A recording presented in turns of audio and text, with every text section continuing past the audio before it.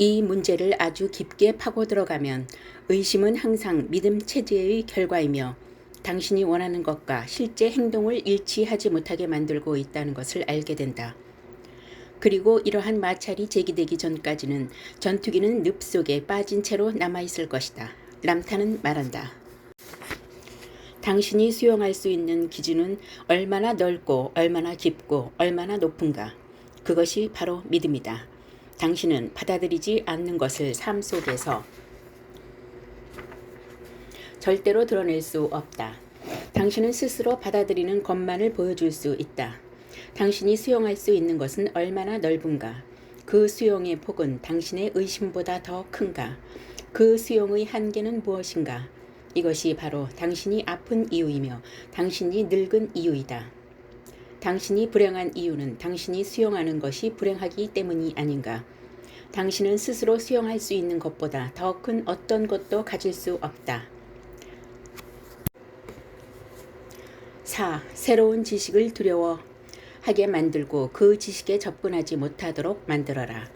새로운 지식은 낡은 믿음 체계를 풀어내고 훨씬 더 위대한 현실로 향하는 문을 열어준다. 더구나 지식은 우주를 움직이는 진정한 힘인 믿음을 강화하고 결국 마법사들의 힘이 된다.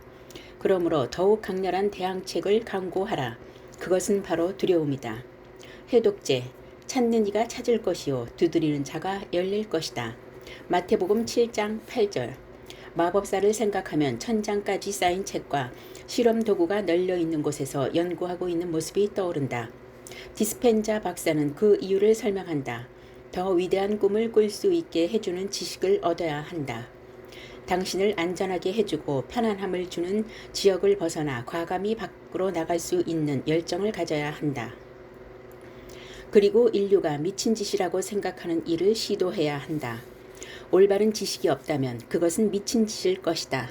하지만 올바른 지식과 함께 행해진다면 그것은 영웅주의가 되고 탁월함이 되며 비범한 능력이 될 것이다. 아밋 고스와미도 동의한다. 경계가 확장될 때마다 우리는 행복을 느낀다. 우리가 경계가 축소될 때마다 작은 누에고치처럼 불행해진다. 그래서 가장 중요한 것은 우리의 경계를 확장하는 것이다. 그 밖에 마법사들의 공통점은 무엇일까? 지팡이이다. 간달프와 요다 모두 지팡이를 가지고 있다.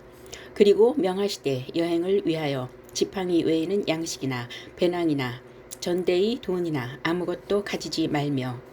마가복음 6장 8절. 왜 지팡이일까? 지팡이는 지식을 상징한다. 지팡이는 마법사들을 돕고 여행으로 이끈다. 또 지팡이는 엄청난 힘을 발휘하기도 한다. 수세기 동안 불멸의 존재를 두꺼비로 만들기 위해 책을 태웠던 이유가 바로 그것이다. 존 해글린의 말이다. 지식은 가장 강력한 동기부여 수단이다. 사람들이 삶의 정체성을 알고 단순히 눈뜨고 잠들고 꿈꾸는 삶을 넘어 더 높은 의식의 상태를 알게 된다면 세상이 어떤 모습이 될지를 생각해 보라. 통일된 의식에서 살아갈 때 모든 사람들은 동기를 부여받을 것이다. 사람들이 동기를 부여받지 못하는 단 한 가지 이유는 그런 지식에 노출되어 있지 않기 때문이다. 오늘날 미디어는 사람들에게 어떤 종류의 지식을 제공하고 있는가? 그들이 쏟아내는 정보들은 오직 사람들에게 나가서 햄버거를 사라는 것뿐이다. 이것으로는 결코 충분하지 않다. 사람들에게 삶 속에서 이룰 수 있는 것들에 대한 영감을 주기에는 결코 충분하지 않다. 평범한 날들을 어떻게 받아들이고 그날들을 가장 비범한 날들로 만들 수 있을까?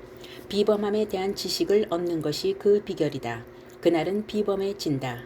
J.G. 나이트. 5. 마법사를 무서운 존재로 만들고 마법사가 되는 길은 위험하게 하라. 깨달은 존재들은 사람들을 깨닫게 해줄 방법을 찾는다. 마법사들을 없애는 것은 문제를 제거하는 지름길이다. 마법사들을 없애면 그 길을 걷는 사람들은 두려워할 것이다. 해독제, 지혜를 얻을 수 있는 사람을 찾아서 배워라. 너희는 먼저 그의 나라와 그의 의를 구하라. 그리하면 모든 것을 너희에게 더하시리라. 마태복음 6장 33절. 지구의 깨달음을 펼치는 일은 수천 년 동안 위험한 작업이었다. 비단 영적인 스승들뿐 아니라 과학자들 역시 힘든 길을 걸어왔다. 하지만 지금은 골치 아픈 스승을 쉽게 죽여버리는 일은 어려워졌다. 그래서 그들은 괴상하고 무시무시하며 기분 나쁜 존재로 보이도록 만든다. 만일 그 방법이 효과가 없으면 그들에게는 이교도라는 딱지가 붙는다. 지금 수많은 사람들의 가르침이 넘쳐나고 있다. 진실을 구별하는 유일한 방법은 스스로 확인하는 것뿐이다. 3번 해독제를 기억하라. 권위가 있는 사람들을 믿지 마라. 자신의 경험을 신뢰하라. 위험하기는 하지만 상황이 과거처럼 나쁜 것은 아니다. 시대는 변했다. 불행하게도 집단 의식 속의 기억은 여전히 남아있다. 가장 큰 예는 사라진 수천 명의 스승이 아니라 500년이라는 기간 동안 사라진 5만에서 10만 명으로 추정되는 마녀들이다. 모든 마법사의 예가 모두 남자들이라는 것은 슬픈 일이다. 많은 스승들에 의하면 여성은 천부적으로 예술 부문에 더 뛰어나다. 카를로스 카스타네다의 인디안 스승인 돈 주앙은 남성에게 새로운 마법을 가르치면 그들은 그것에 대해 생각하고 이야기하고 토론하는 반면 여성은 단순히 그것을 실천한다고 말했다. 6. 거짓말을 하게 하라. 거짓말은 현실과의 연결을 끊게 한다. 거짓말은 사람을 분열시키고 내면의 균형을 깨트린다. 또 믿음 체계의 온전함에 금이 가게 하고 마법을 시시하게 만들어 버린다. 그러므로 거짓말을 하게 하라. 해독제. 거짓말을 하려는 순간 스스로에게 물어보라. 내가 진실을 이야기하면 일어날 수 있는 가장 최악의 상황은 무엇인가? 그리고 그것이 내 마법사의 지위를 희생할 만한 가치가 있는 것은 아닌가? 오늘날 모든 사람들이 거짓말을 하는 것 같다. 상사도, 기자도, 정치가도, 연인도, 종교 지도가도 거짓말을 한다. 아무도 이 점에 대해 소란을 피우지 않기 때문에 거짓말은 당연하게 받아들여지고 있는지도 모른다. 하지만 진정한 마법사는 그 결과를 알고 있다. 불교도들의 맹세 중 하나가 거짓말을 하지 않는 것이다. 예수는 거짓말을 하지 않았다.